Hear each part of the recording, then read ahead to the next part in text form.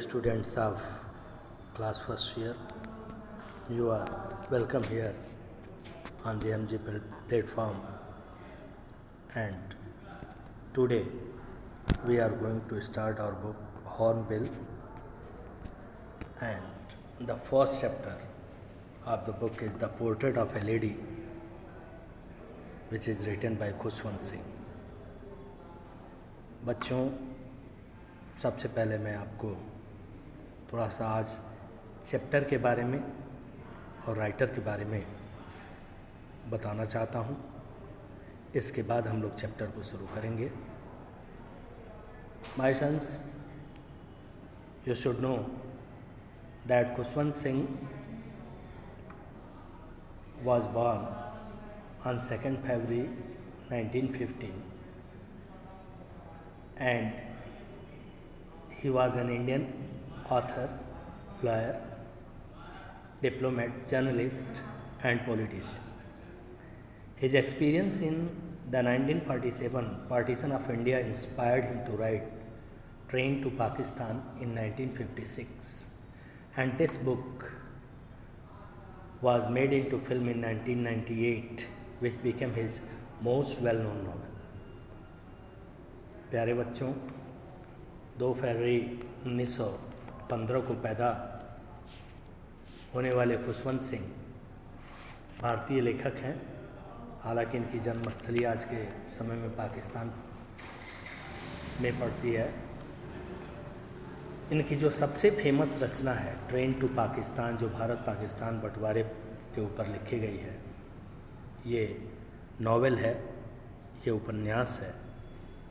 और इस उपन्यास ने इनको बहुत ज़बरदस्त प्रसिद्धि दी. इस उपन्यास के कथानक पर फिल्म भी बनाई गई, जो कि 1998 में बनकर तैयार हुई. Actually Khushwant Singh was educated in Modern School, new Delhi, Saint Stephen's College, and graduated from Government College Lahore. He studied at King's College London and was awarded LLB from University of London. He was called to the bar at the London Inner Temple. After working as a lawyer in Lahore High Court for 8 years, he joined the Indian Foreign Service upon the independence of India from British Empire in 1947.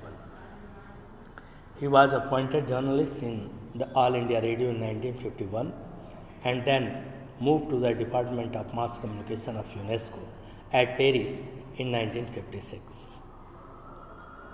These last 2 careers encouraged him to pursue a literary career.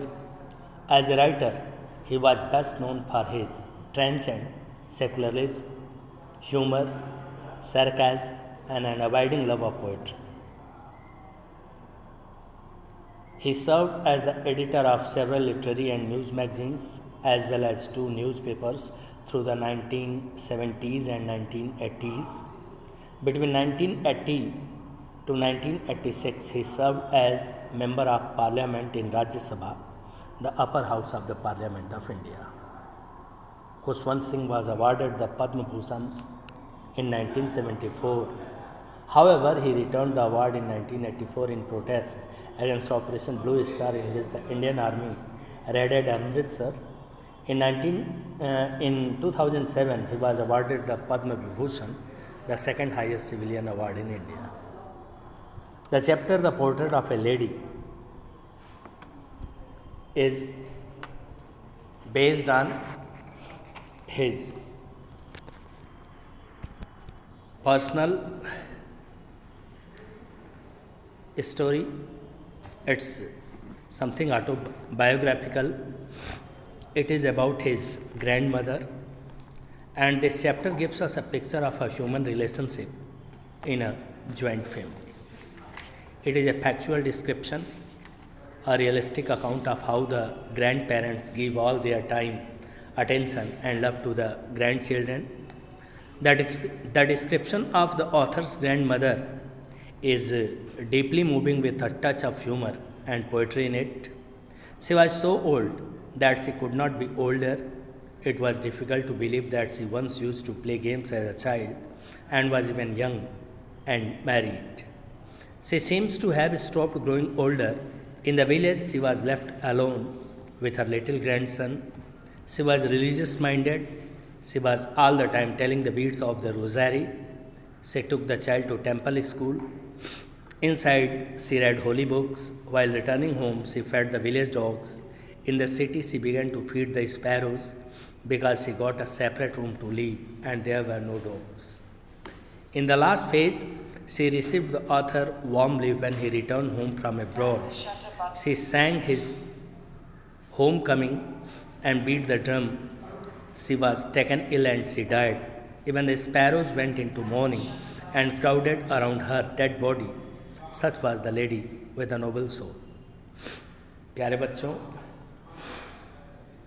The portrait of a lady Khushwant Singh ji ने अपने दादी के ऊपर लिखा है। ये lady उनकी दादी ही हैं। यह चैप्टर मानवीय संबंधों को दर्शाता है कि एक संयुक्त परिवार में कैसे ह्यूमन रिलेशंस ग्रो करते हैं। एक्चुअली दादी का अपने पोतों से जो प्यार पनपता है वो किस तरह से अपने समुचित स्वरूप को प्राप्त करता है, इसी के बारे में खुशवंत सिंह ने बहुत सुंदर वर्णन किया है। अपने दादी के बारे में बताते हैं कि बड़ी ही धार्मिक प्रवृत्ति की महिला थी वो। हर वक्त उनके उंगलियों में मनका दिखती थी जिससे वो उसको जपती रहती थी। वो खुशवंत सिंह को कैसे उस स्कूल में ले जाती थी जहाँ पर मंदिर भी था और खुशवंत सिंह पढ़ते रहते थे और वो मंदिर के अंदर बैठ कर के धार्मिक पुस्तकों का अध्ययन करती थी। वहाँ से लौटते समय गांव के कुत्तों के लिए वो साथ में रोटियां ले जाती थी और वो उन्हें खिलाती थी।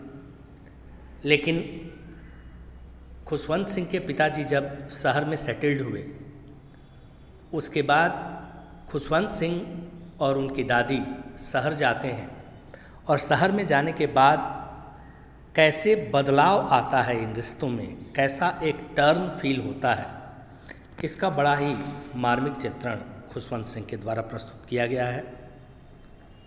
शहर में जाने के बाद अब दादी को बहुत सारी चीज़ों से समझौते करने पड़ते हैं।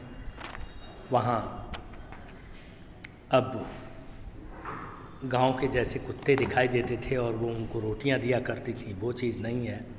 इसके लिए दादी ने स्पैरोज़ को दाना खिलाने का काम शुरू किया। कैसे दादी इस कॉन्वेंट स्कूल्स की स्टडीज़ से आहत होती हैं जिसमें भजन आदि के बारे में नहीं बताया जाता और क्या क्या मोड़ आता है और कैसे अंतिम समय में दादी की मृत्यु होती है, इन सारी चीज़ों के बारे में खुशवंत सिंह ने बड़े डिटेल्ड वे में इस चैप्टर में बताया है। चैप्टर के कथानक को अब हम लोग कल प्रारंभ करेंगे। आज राइटर और चैप्टर का इंट्रोडक्शन हमने आपके समक्ष प्रस्तुत किया। कल हम इस the portrait of a lady का पार्ट 1 एक्सप्लेन करेंगे।